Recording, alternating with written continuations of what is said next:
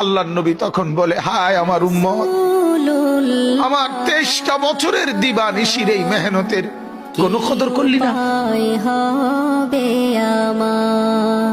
23 বছরের আমার এত কষ্টের কোনো কদর হলো না।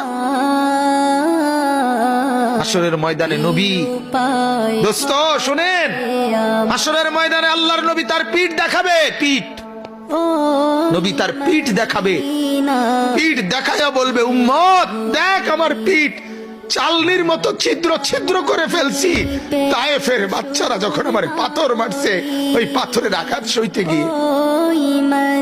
সেদিন দেখবেন, পথের ধুলি, সেদিন বুঝবা যুবক,